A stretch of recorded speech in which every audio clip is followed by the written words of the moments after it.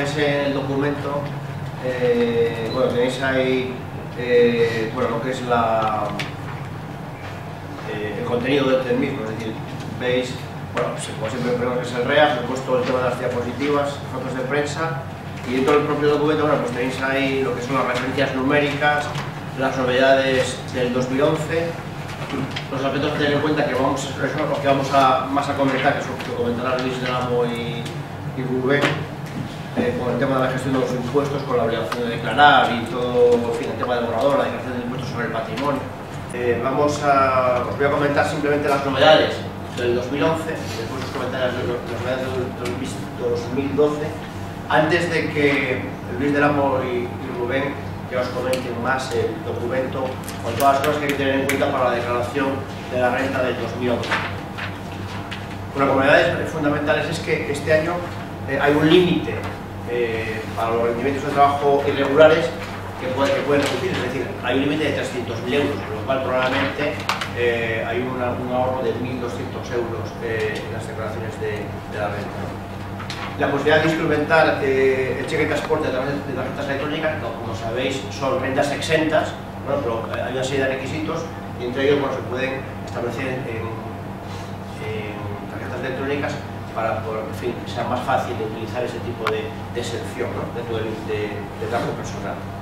Recordad que hay una reducción del 60% para los usuarios de vivienda que arrenden en las viviendas, el año pasado era del 50%, y recordad que esa reducción del 60 pasa al 100 cuando el inquilino sea una persona joven. Bueno, pues ya explicaremos las edades de este tipo de reducción. Como novedad también muy importante es que para el año 2011 está la libertad de amortización de elementos nuevos, de avanzado material y de inversiones inmobiliarias sin necesidad de mantener plantillas, es decir, que cualquier bien que un empresario haya comprado en el 2011 tiene libertad de amortización, es decir, que es un incentivo muy importante. Otra cuestión es que ya sabéis que a partir del 2012 este incentivo ha cambiado, desaparece.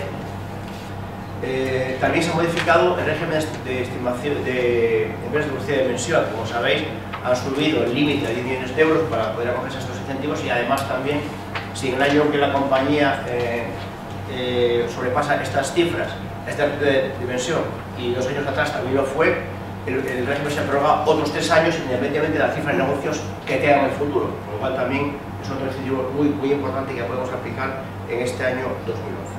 Bueno, la reducción de módulos de todos los años,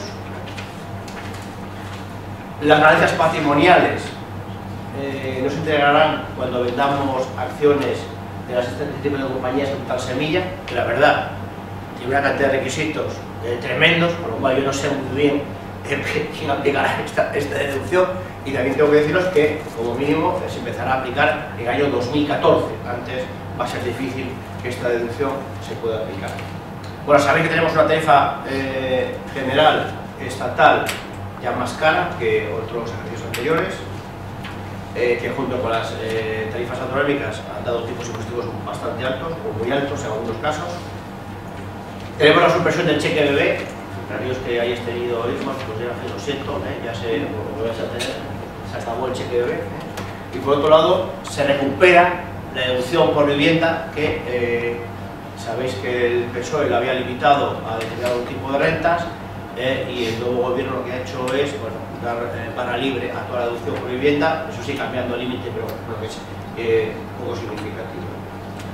En la deducción por alquiler se modifica el umbral inferior de la base imponible, bueno, que también lo vamos a comentar ahora con los límites, y también otra modificación que se ha introducido es que la deducción por obras de mejoras en viviendas hay 2 periodos. Un periodo hasta el 6 de mayo y un periodo que se inicia el 6 de mayo, pero con nuevas modificaciones y digamos con más límites y más cuantías de deducción, ¿no? Que bueno, sí, que se pueda, que es un otro incentivo que debemos de revisar ahora hacer la declaración de renta de este año. Y en relación con las novedades autonómicas, bueno, pues simplemente yo creo que lo más importante es que, bueno, muchas autonomías al sumar la tarifa general con la tarifa autonómica, pues sus tipos impositivos se han disparado pues a tipos del 48, 48,5, 49. Bueno, pues en fin, ya es una novedad para el 2011 y se vuelve a corroborar incluso con más tipos para el año 2012. Una de las deducciones que de la avanzada de capital semilla, que bueno, no sé, en Andalucía, Aragón, Galicia y Madrid, y después nuevas deducciones por emprendedores para Extremadura y Madrid. Bueno, eso serían las novedades a grandes rasgos que ahora os van a comentar tanto Luis como Rubén, ya de una manera mucho más sosegada y con más tranquilidad. Bueno, nada, pues nosotros vamos a comentar así algunos aspectos que nos parece que, bueno, que hay que tener en cuenta, que sea novedad o no sea novedad, pues bueno, no vamos a repasar todo el impuesto, pero bueno, algunas cosas que a nosotros nos llaman la atención. Entonces, entre las rentas que no tributan de 2011, pues tenemos que tener cuidado. Hay una renta que no tributa, que son las ganancias patrimoniales que se ponen de manifiesto en ocasión de la donación de un negocio o la donación de participaciones en una actividad económica en una empresa familiar, cuando el donante ya tiene, bueno, cumple una serie de requisitos, tiene más de 65 años, etc. Son las donaciones que el impuesto sobre sucesiones reduce su tributación en un 95%. Son, por ejemplo, en el caso de participaciones de sociedades en empresa familiar, unas participaciones que cumplen las condiciones para gozar de exención en la empresa familiar en impuesto sobre el patrimonio. Luego, además, que el donante sea una persona que ha cumplido los 65 años, que sea una persona que ha dejado ya de ejercer las funciones directivas en la sociedad, y además exige al donatario una serie de requisitos, como es el mantenimiento de esa participación en las mismas condiciones de exención en patrimonio durante 10 años y el mantenimiento de esas participaciones en su patrimonio. Bueno, pues lo que sí quiero llamar la atención es que ha habido una interpretación de la Dirección General de Tributos en el sentido de que se tienen que cumplir los requisitos y haber utilizado la reducción de la norma estatal, porque también las comunidades autónomas pueden mejorar esta norma, pero además es que pueden crear reducciones propias en este sentido. Entonces, si un contribuyente pues se acoge, por ejemplo, a una reducción de una comunidad autónoma que en lugar de ser del 95% es del 99%, pero que exige un mantenimiento de 5 años solamente, en lugar de 10 que exige la norma estatal, puede perder la exención de la plusvalía, lo cual tiene que tener bastante cuidado. Hay una consulta de la Dirección General de Tributos, la vinculante 1075-2011, donde se habla de esto. Pues, yo creo que lo tienen que tener muy en cuenta los contribuyentes, ¿no? Esto puede ser importante. En cuanto a las retribuciones en especie que no tributan, bueno, aparte de recomendar pues, que los trabajadores de las empresas pues, acuerden con la empresa porque les conviene la percepción de este tipo de retribuciones en especie, pues ya sabéis, los derechos de restaurantes, en fin, una serie de lo que acabamos de hablar, los transportes, los de cheque de guardería, en fin, todas estas cosas, pues que vienen bien, porque sigue siendo un gasto para la sociedad normal, un gasto personal, pero para el empresario, no, para el trabajador, perdón, no tributa, ¿vale? Pues fenomenal. Ahora bien, tienen que tener cierto cuidado porque hay que distinguir entre la retribución en especie y la mediación en el pago. Entonces, si simplemente, sin hacer nada, la empresa pasa a, pues, por ejemplo, a pagarle la guardería o a pagarle el seguro médico al empleado, pues eso no seguirá siendo una retribución ordinaria y seguirá tributando. Entonces, lo que tienen que hacer es, a través del convenio o a través del contrato del trabajador, poner que es obligatorio para la empresa satisfacer el dinero X y en retribución en especie de pago de guardería, por ejemplo, Y, ¿vale? Y con eso se solventa el problema. Pasa a ser una retribución en especie y puede disfrutar de esta no tributación, digamos. En cuanto a rendimientos del trabajo, pues bueno, siempre recomendamos lo de aclarar que las colaboraciones, conferencias, coloquios, charlas, jornadas o clases de este tipo que pueden ser rendimientos de trabajo, pueden ser rendimiento de actividad profesional, se le aclare al pagador qué es, sobre todo si es trabajo, porque como el tipo de retención es el mismo, es el 15, si no se aclara, muchos pagadores lo ponen en rendimiento de actividades profesionales y eso puede sacar al perceptor, por ejemplo, del borrador, lo cual es un problema, puede ocasionar pues, algún requerimiento o lo que sea. Entonces, si no queremos problemas, si estamos en trabajo, ahora si es una actividad profesional, pues muy bien, la actividad profesional, pero si no lo es, realmente lo único que nos va a ocasionar meter una actividad profesional son problemas. Luego, en cuanto a las retribuciones percibidas por prestación de servicios de lo que prestan los socios a las sociedades, bueno, pues no ha habido ninguna novedad normativa, pero sí que, bueno, nosotros ya sabéis que los colectivos estos de profesionales nos ha preocupado bastante una polémica que ha habido con la calificación de estas retribuciones, ¿no?, de los socios. Pues hubo, en fin, en julio de 2011, unos requerimientos masivos, concretamente la delegación de Málaga, y que era lo que se hacía era socios de sociedades, cualquiera que fuera la actividad de la sociedad, simplemente con un porcentaje significativo, como a partir del 10%, y basándose sobre todo en una consulta de la Dirección General de Tributos, creemos que mal interpretada, pues se recalificaron unas retribuciones que los socios habían calificado como trabajos, se recalificaron a rendimientos de actividad económica, proponiendo una regularización por IVA por IRPF que resultaba un problema que se ha podido parar. Y bueno, finalmente esto lo que ha hecho es que recientemente la agencia tributaria haya salido al paso con una nota, la 1/12, en la que se aclara de alguna manera o algunas partes de este problema, ¿no? Entonces, bueno, lo que se viene a decir es que, bueno, por un lado, cuando estos socios son administradores, pues la retribución como administrador siempre va a ser rendimiento de trabajo, porque así configura el impuesto, bueno, y sobre todo que en cuanto a las retribuciones por prestación de servicios del socio de la sociedad, pues que, bueno, habría que fijarse en dos cuestiones fundamentales: si hay ordenación por cuenta propia y si existen medios de producción en sede del socio. Cumpliéndose estos dos requisitos es cuando hay actividad económica.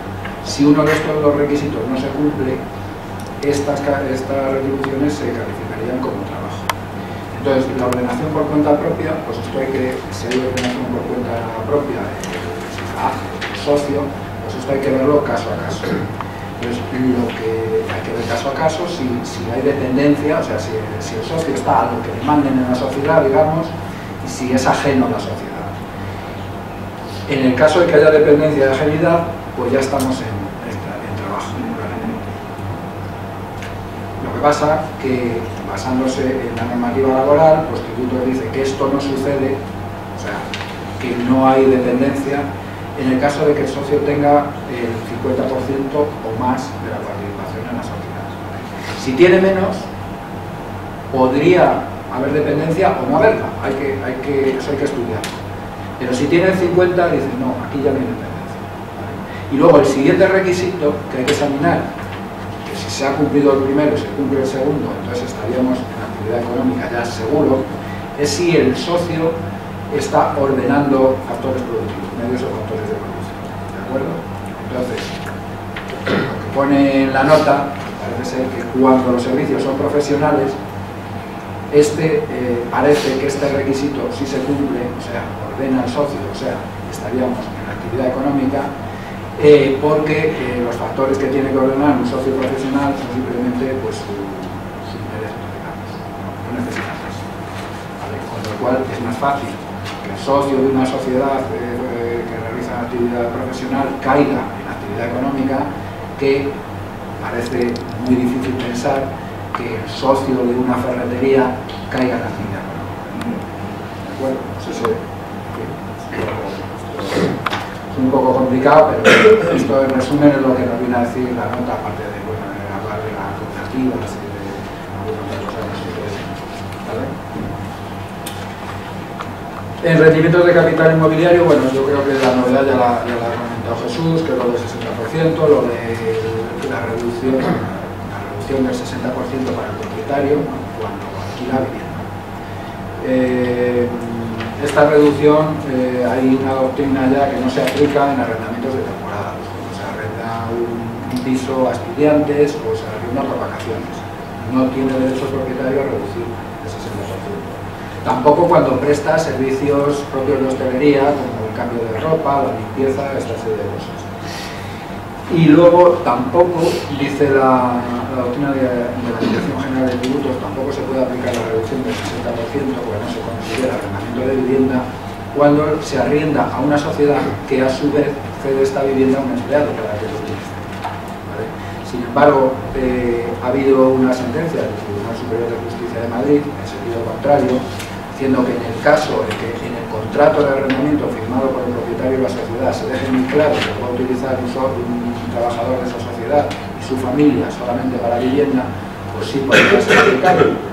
La cosa está ahí, esta sentencia no crea jurisprudencia ni nada parecido, o sea, nos van a seguir regularizando en el caso de que un propietario reduzca este año ya un 60% de rendimiento si se va a alquilar a una sociedad. Eso hay que saberlo. Pero que bueno, que hay un tribunal por lo menos que piensa otra cosa. En rendimientos de capital mobiliario, simplemente el tema este de las compensaciones, cuando los rendimientos eran irregulares y los generados en más de 2 años y el contrato se había firmado, es un régimen transitorio, antes del 20 de enero de 2006, pues la ley de presupuestos de cada año, por ejemplo la de 2011, estableció las compensaciones para el año 2010. Dijo, bueno, pues sí hay una compensación, de tal forma que estos contribuyentes que tenían unas expectativas al firmar este contrato antes del 20 de enero de 2006 no se hagan perjudicados. Eso estaba un poco en el aire, porque sabéis que estos presupuestos se han prorrogado, ¿vale? Entonces, bueno, la prórroga yo creo que incluía esto, pero es que además en el anteproyecto de ley de presupuestos se meten las compensaciones para 2011, con lo cual van a ser aplicables sin problema. El rendimiento de actividades económicas, bueno, por un lado, recordar que en 2011 sigue vigente una reducción del 20% del rendimiento neto cuando la actividad económica se ha mantenido plantilla. Se ha mantenido plantilla, esto es, que se ha mantenido plantilla media en 2011 con respecto a la plantilla media de 2008. Esto sigue. Además, bueno, esto es un régimen para microempresas, que contribuyentes de impuestos sobre la renta es fácil que se cumpla, porque es menos de 25 empleados y menos de 5 millones de cifra de departamento de la cifra de negocio. Y respecto a la libertad de amortización que comentaba Jesús, la novedad este año, que cuando se compra un activo fijo nuevo, existe la posibilidad de amortizarlo libremente en 2011, y la novedad era que en 2009 también se podía, pero la novedad en 2011 es que no se necesitaba el crecimiento de plantilla para este requisito, cosa que sí ocurría en 2009. Hay otra novedad, y es que está limitada esta libertad de amortización, está limitada al rendimiento neto positivo, antes de aplicar la libertad de amortización, de esa actividad económica a la cual está afecto el elemento patrimonial. Este límite pues tiene su lógica. Es para que la libertad de amortización que se produce en un elemento de una actividad económica no contamine, no reduzca el rendimiento neto de otras actividades económicas o el rendimiento neto del trabajo, por ejemplo. Pues se podría utilizar, digamos, asesores fiscales son así de rebuscados, ¿no? A lo mejor se podría utilizar emprender una actividad económica, además ahora sin mantenimiento de plantilla es más complicado, adquirir un elemento patrimonial, amortizárselo libremente y, por ejemplo, reducir unos rendimientos del trabajo, unos rendimientos de capital inmobiliario importantes por esta vía. Pues eso se corta. En ganancias y pérdidas patrimoniales, hemos puesto ahí una nota de la exención por reinversión para llamar la atención simplemente en que esto se está considerando una opción. Entonces hay que tener cierto cuidado, sobre todo cuando la reinversión se va a realizar más adelante. Sabéis que la plusvalía que se produce cuando se vende la vivienda habitual no se grava si nosotros no queremos, porque es una cosa que la podemos conjugar también con la deducción por la adquisición de vivienda, ¿vale? Aparte de este juego que habrá que estudiar, que nos interesa más, para que no se grave si no reinvertimos en ese mismo año, tenemos otros 2 años hacia adelante para reinvertir. Entonces puede que yo venda la vivienda en 2011 y no vaya a reinvertir en otra hasta 2013. Bueno, en el momento que lo hago no sé cuándo voy a comprar la casa, ¿no? Pero no, en 2011 no la he comprado. Entonces sí tengo que tener muy claro que en la declaración tengo que decir que me acojo a la exención por reinversión, porque si no pongo eso, es muy probable. El criterio de la administración va a ser que cuando me quiera acoger no pueda, porque no opté cuando tenía que optar, que era en 2011, es cuando tuve que optar. Y por primera vez este año, en el modelo 100 de declaración, hay una casilla específica para declarar los que requieren ayuda de emancipación por el alquiler. Y esto, por parte de esa ayuda, va a retornar a las arcas públicas porque tributan a la tarifa general. El resto, que viene de la transmisión previa, pues tributará por el primero 6.000 euros a 9 y por el resto al 21%. Bueno, respecto a los mínimos por descendientes, quizás hay que destacar una sentencia del Tribunal Constitucional. Saben que cuando tienes un hijo menor de 25 años y convives con él, pues puedes aplicarte un mínimo de 1.836 euros si es el primer hijo. Pero el requisito era que tenías que convivir con él, es decir, el padre y la madre convivir con ese hijo menor de 25 años. Bueno, pues el Tribunal Constitucional ha dicho que es inconstitucional el requisito este de convivencia. Si bien es cierto que lo ha hecho con la ley anterior de renta, la ley actual está regulada en los mismos términos. Por tanto, hoy por hoy, o a día de hoy, para tener derecho a este mínimo correspondiente, que es una deducción, digamos, bueno, pues no hace falta que el hijo conviva con los padres. Puede estar estudiando fuera, puede estar viviendo con los abuelos, etcétera, que pueda aplicar este mínimo correspondientes. Y esto es salido de una sentencia del Tribunal Constitucional. Respecto a las deducciones, pues ya se ha comentado Jesús que la deducción por vivienda sigue estando como estaba. Quizás ha aumentado un poco el límite de 2.015 a 9.040 euros, pero ya no desaparecía como se tenía proyectado. Y quizá la deducción un poco pues más novedosa, porque se aplicó por primera vez el año pasado, la deducción por mejora, que también ha dicho Jesús, que ha hecho referencia, y más en el año 2011 porque tenemos dos regímenes distintos. Si yo he realizado una obra de mejora, es decir, una obra en mi casa de vivienda habitual, antes del 6 de mayo, que ahorra energía, calor, agua, es decir, he cambiado las tuberías porque estaba derrochando agua y con ese cambio pues no se derrocha agua, pongo Climalí las ventanas porque de esta manera la casa está más caliente y por tanto me ahorro en calefacción, etcétera, o reparo el tejado. Bueno, estas obras de mejora, bueno, pues la he realizado antes del 6 de mayo del 2011, tengo un régimen de deducción distinto a si lo he realizado después. En concreto me puede deducir el 10% sobre una base máxima de 4.000 euros, es decir, 400 euros si base imponible es inferior a 33.000 euros. Con la nueva redacción, si la obra la he realizado a partir del mismo 6 de mayo, pues en lugar de la base ser de 4.000 euros, se amplía a 6.750 y en lugar de ser el 10%, el 20%. Es decir, y además aumenta la base imponible. No hace falta que tenga 33.000 euros, sino que con que tenga una base imponible inferior a 53.000 euros, pueda aplicar esa cuantía. En definitiva, pues de 400 euros, si he hecho esa obra antes del 6 de mayo, pasa a 1.350 euros. Y además, no es necesario realizarla en mi vivienda habitual. Puedo realizarla en cualquier otra vivienda, sea residencia, segunda, tercera o cuarta. Y lo importante también de aquí es que si quiero tener derecho a esta deducción, no puedo pagar al que me ha hecho esa obra en metálico. Esto es un antecedente de esto novedoso de ahora, de los 2.500 euros que se está limitando en efectivo. Tengo que pagarlo por tarjeta bancaria, tengo que pagarlo por transferencia bancaria, por cheque, pero no en efectivo. Si lo pago en efectivo esta obra, no tendré derecho a esta deducción. Si no lo pago en efectivo, tendré derecho a esta deducción. Como os he dicho, es un poco el antecedente de esto nuevo que, bueno, pues luego a lo mejor hablamos de ello. Respecto al tema de gestión de los impuestos, de la declaración del borrador, prácticamente no ha variado nada con respecto al año anterior. Es decir, los límites de declaración son los mismos. Si tengo renta de trabajo superiores a 22.000 euros, pues tengo que presentar la declaración. Si tengo rentas de capital mobiliario, ya sea por interés, dividendos, interés bancario, etcétera, sujetos a retención, el límite son de 1.600 euros, y ahí para arriba estoy obligado. El plazo del borrador, para tener el borrador, para modificarlo, para rectificarlo, para confirmarlo, es a partir del día 10 de abril y es hasta 2 de julio. Lo que pasa es que si me sale a ingresar y quiero domiciliar el pago, el plazo se reduce 5 días, en lugar del 2 de julio hasta el 27 de julio. Ya ha empezado el 10 de abril con los problemas que hemos visto durante estos días del colapso de la página de Agencia Tributaria, porque todo el mundo ha querido, bueno, pues, confirmar o por lo menos descargarse el borrador.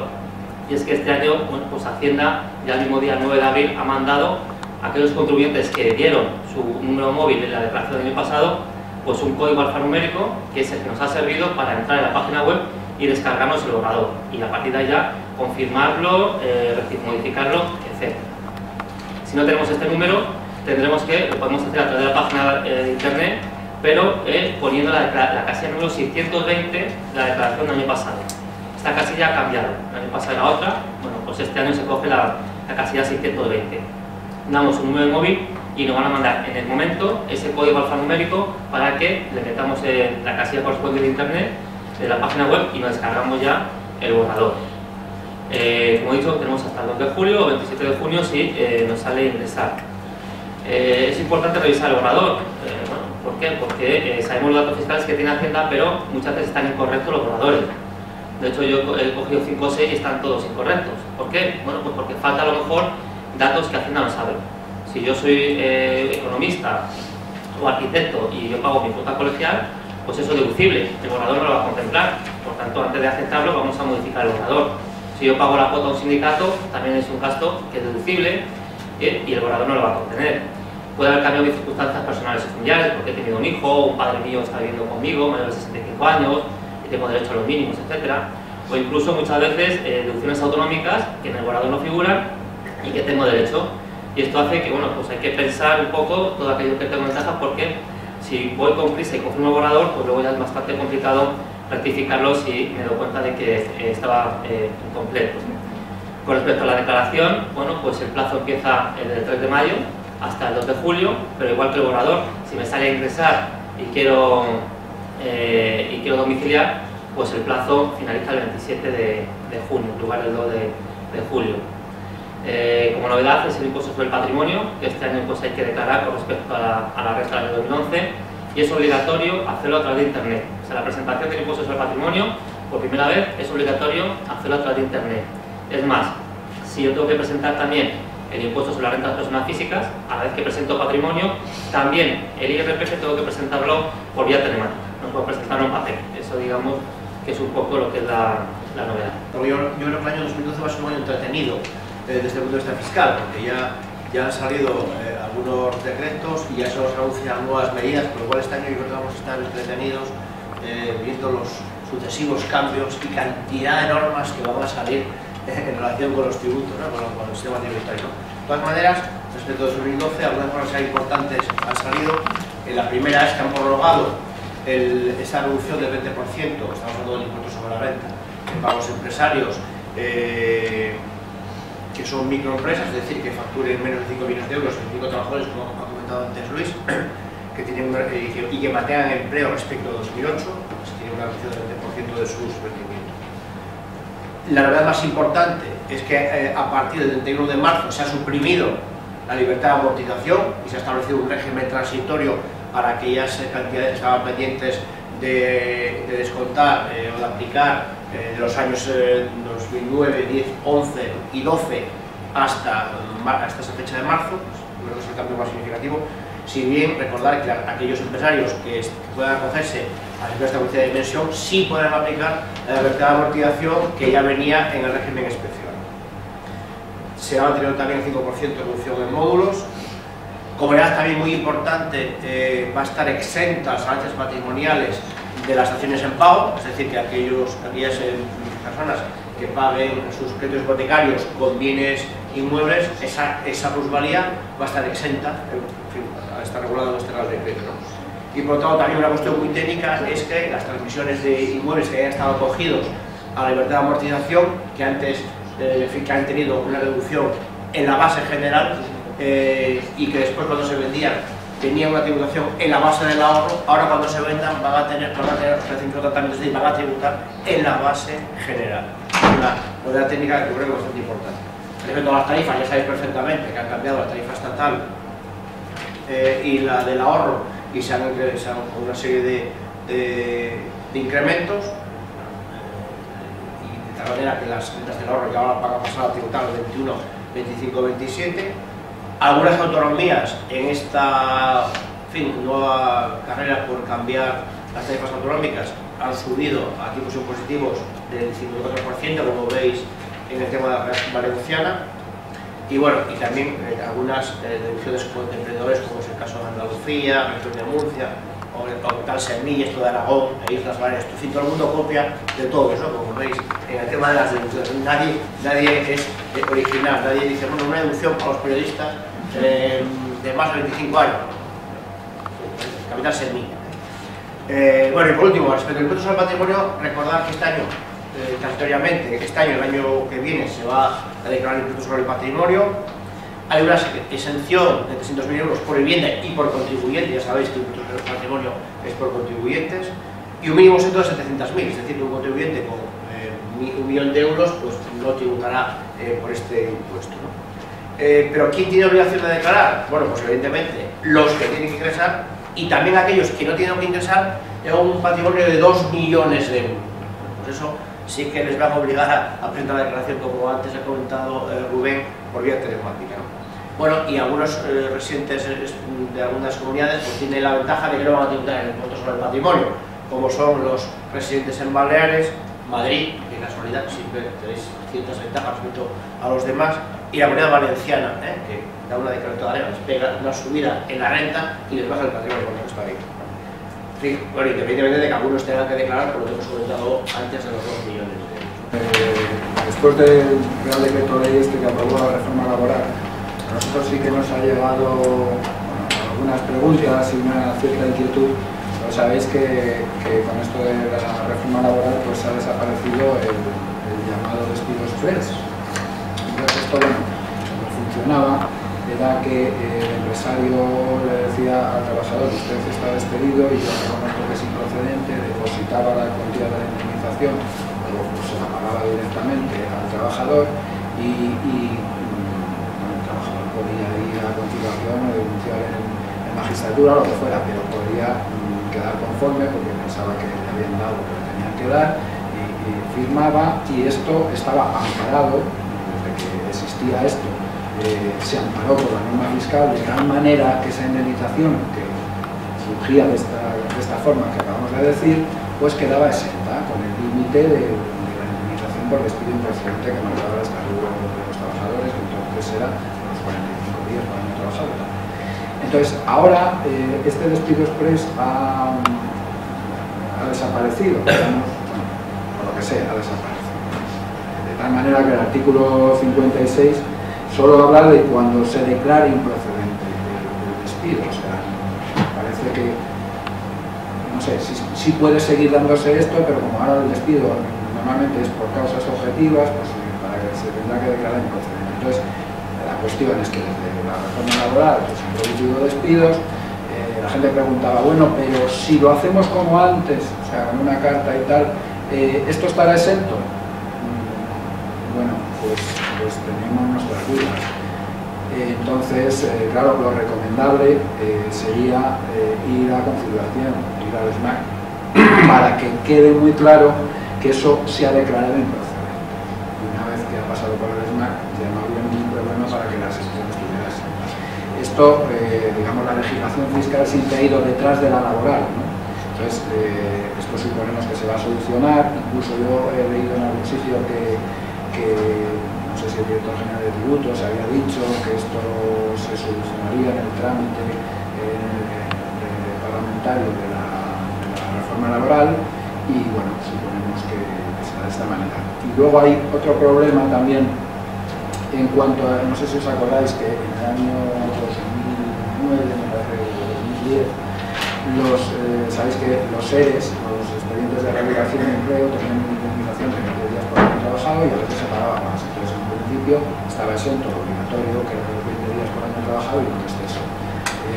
Después se modificó la ley de renta, el artículo 7 de la letra E, para amparar las indemnizaciones como consecuencia de expedientes de regulación de empleo con el límite del despido improcedente. O sea, si en un ERE, aunque tuvieran que pagar 20 días, le pagaban 30, los 30 días estarían exentos porque el límite del improcedente era 45 días por año trabajado. Pues esto queda un poco vacío, porque ahora mismo el 7 hablaba, en este, para esto que hemos dicho, de despidos consecuencia de expedientes de regulación de empleo, conforme al artículo 51 del Estatuto de Trabajadores y previa aprobación de la autoridad competente. Y ahora ya no hay expedientes de regulación de empleo, porque se llama procedimiento de despido colectivo, y ya no necesitan aprobación de la autoridad competente, con lo cual la exención también está un poco en el alero, ¿vale? en estos expedientes. Para los anteriores no había problema, o sea, para los que se han acordado anteriormente no había problema porque se mantiene el régimen jurídico y la norma esta de reforma laboral tiene una transitoria décima que dice que para esos expedientes se conserva el régimen jurídico y en ese régimen jurídico entraría la exención fiscal, con lo cual no había problema, pero para los que se producen después sí, pues eso entendemos que también se modificará, supongo, el artículo 7, la letra E de renta, en el trámite parlamentario.